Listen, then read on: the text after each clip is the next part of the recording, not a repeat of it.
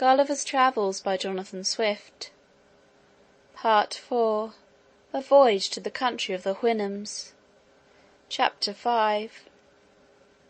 The author, at his master's command, informs him of the state of England, the causes of war among the princes of Europe. The author begins to explain the English constitution. The reader may please to observe that the following extract of many conversations I had with my master contains a summary of the most material points which were discoursed at several times for above 2 years, his honour often desiring fuller satisfaction, as I farther improved in the Houyhnhnm tongue. I laid before him, as well as I could, the whole state of Europe. I discoursed of trade and manufactures, of arts and sciences, and the answers I gave to all the questions he made, as they arose upon several subjects, were a fund of conversation not to be exhausted. But I shall here only set down the substance of what passed between us concerning my own country, reducing it in order as well as I can, without any regard to time or other circumstances, while I strictly adhere to truth. My only concern is, that I shall hardly be able to do justice to my master's arguments and expressions, which must needs suffer by my want of capacity, as well as by a translation into our barbarous English.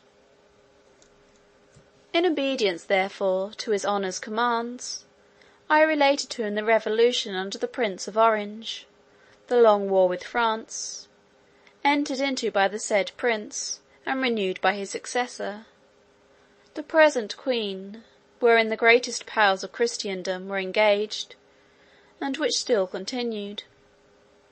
I computed, at his request, that about 1,000,000 Yahoos might have been killed in the whole progress of it, and perhaps 100 or more cities taken, and 5 times as many ships burnt or sunk. He asked me, what were the usual causes or motives that made one country go to war with another? I answered, they were innumerable, but I should only mention a few of the chief. Sometimes the ambition of princes, who never think they have land or people enough to govern; sometimes the corruption of ministers, who engage their master in a war in order to stifle or divert the clamour of the subjects against their evil administration. Difference in opinions has cost many millions of lives. For instance, whether flesh be bread, or bread be flesh; whether the juice of a certain berry be blood or wine; whether whistling be a vice or a virtue; whether it be better to kiss a post, or throw it into the fire; what is the best colour for a coat; whether black, white, red, or grey; and whether it should be long or short, narrow or wide, dirty or clean, with many more.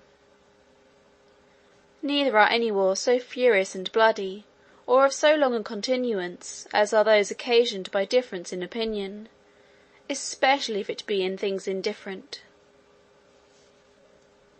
Sometimes a quarrel between 2 princes is to decide which of them shall dispossess a third of his dominions, where neither of them pretend to any right.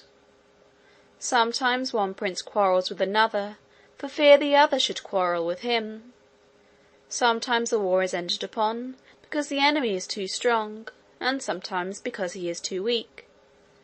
Sometimes our neighbours want the things which we have, or have the things which we want, and we both fight, till they take ours, or give us theirs. It is a very justifiable cause of war, to invade a country after the people have been wasted by famine, destroyed by pestilence, or embroiled by factions among themselves. It is justifiable to enter into a war against our nearest ally, when one of his towns lies convenient for us, or a territory of land that would render our dominions round and complete. If a prince sends forces into a nation, where the people are poor and ignorant, he may lawfully put half of them to death, and make slaves of the rest, in order to civilize and reduce them from their barbarous ways of living. It is a very kingly, honourable, and frequent practice, when one prince desires the assistance of another, to secure him against an invasion, that the assistant, when he has driven out the invader, should seize on the dominions himself, and kill, imprison, or banish the prince he came to relieve. Alliance by blood or marriage is a frequent cause of war between princes, and the nearer the kindred is, the greater their disposition to quarrel. Poor nations are hungry, and rich nations are proud, and pride and hunger will ever be at variance. For these reasons, the trade of a soldier is held the most honourable of all others, because a soldier is a Yahoo hired to kill, in cold blood, as many of his own species, who have never offended him, as possibly he can. There is likewise a kind of beggarly princes in Europe, not able to make war by themselves, who hire out their troops to richer nations, for so much a day to each man, of which they keep 3/4 to themselves, and it is the best part of their maintenance. Such are those in many northern parts of Europe. "What you have told me," said my master, "upon the subject of war, does indeed discover most admirably the effects of that reason you pretend to. However, it is happy that the shame is greater than the danger, and that nature has left you utterly incapable of doing much mischief. For, your mouths lying flat with your faces, you can hardly bite each other to any purpose, unless by consent. Then, as to the claws upon your feet before and behind, they are so short and tender, that one of our Yahoos would drive a dozen of yours before him. And therefore, in recounting the numbers of those who have been killed in battle, I cannot but think you have said the thing which is not." I could not forbear shaking my head, and smiling a little at his ignorance; and being no stranger to the art of war, I gave him a description of cannons, culverins, muskets, carabines, pistols, bullets, powder, swords, bayonets, battles, sieges, retreats, attacks, undermines, countermines, bombardments, sea fights, ships sunk with 1,000 men, 20,000 killed on each side, dying groans, limbs flying in the air, smoke, noise, confusion, trampling to death under horses' feet, flight, pursuit, victory, fields strewed with carcasses, left for food to dogs and wolves and birds of prey, plundering, stripping, ravishing, burning, and destroying. And to set forth the valour of my own dear countrymen, I assured him, that I had seen them blown up 100 enemies at once in a siege, and as many in a ship, and beheld the dead bodies drop down in pieces from the clouds, to the great diversion of the spectators. I was going on to more particulars, when my master commanded me silence. He said, whoever understood the nature of Yahoos might easily believe it possible for so vile an animal to be capable of every action I had named, if their strength and cunning equalled their malice. But as my discourse had increased his abhorrence of the whole species, he found it gave him a disturbance in his mind, to which he was wholly a stranger before. He thought his ears, being used to such abominable words, might by degrees admit them with less detestation; that, although he hated the Yahoos of this country, yet he no more blamed them for their odious qualities, than he did a gnu, a bird of prey, for its cruelty, or a sharp stone cutting his hoof. But when a creature pretending to reason could be capable of such enormities, he dreaded lest the corruption of that facility might be worse than brutality itself. He seemed therefore confident, that, instead of reason, we were only possessed of some quality fitted to increase our natural vices, as the reflection from a troubled stream returns the image of an ill-shapen body, not only larger, but more distorted. He added, that he had heard too much upon the subject of war, both in this and some former discourses. There was another point, which a little perplexed him at present. I had informed him, that some of our crew left their country on account of being ruined by law, that I had already explained the meaning of the word, but he was at a loss how it should come to pass, that the law, which was intended for every man's preservation, should be any man's ruin. Therefore he desired to be further satisfied what I meant by law, and the dispensers thereof, according to the present practice in my own country, because he thought nature and reason were sufficient guides for a reasonable animal, as we pretended to be, in showing us what he ought to do, and what to avoid. I assured his honour, that the law was a science in which I had not much conversed, further than by employing advocates in vain upon some injustices that had been done me.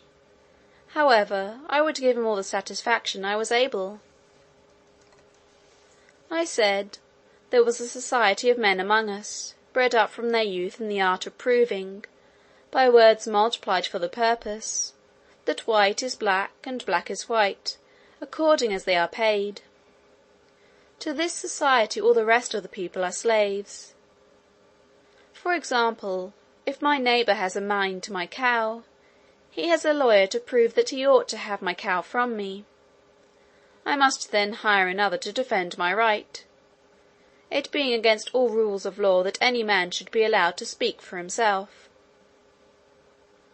Now in this case, I, who am the right owner, lie under two great disadvantages.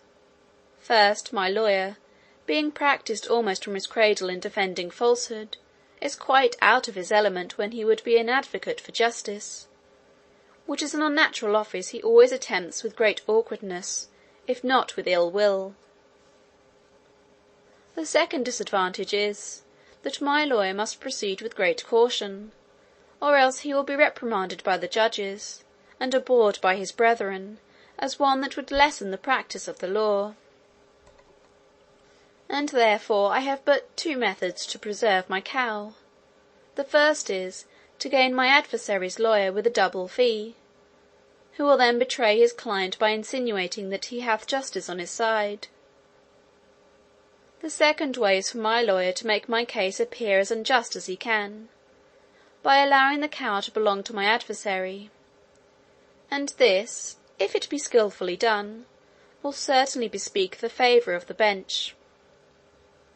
Now your honour is to know, that these judges are persons appointed to decide all controversies of property, as well as for the trial of criminals, and picked out from the most dexterous lawyers, who are grown old or lazy, and having been biassed all their lives against truth and equity, lie under such a fatal necessity of favouring fraud, perjury, and oppression, that I have known some of them refuse a large bribe from the side where justice lay, rather than injure the faculty, by doing anything unbecoming their nature or their office.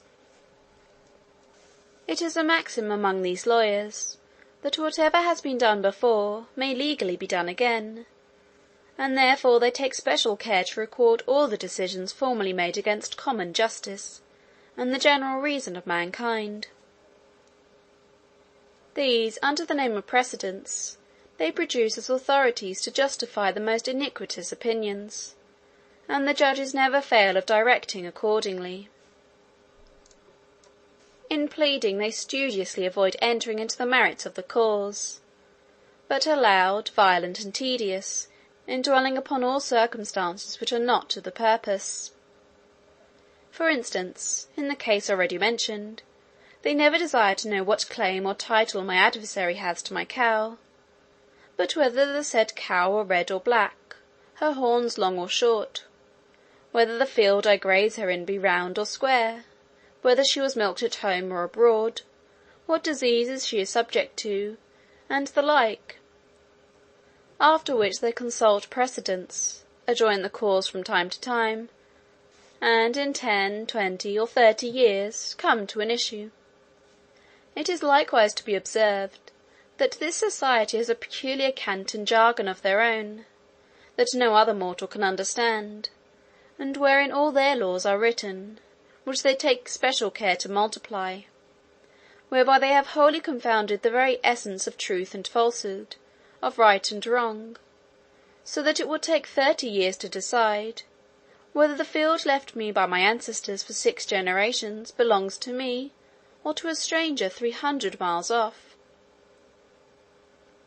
In the trial of persons accused for crimes against the state, the method is much more short and commendable.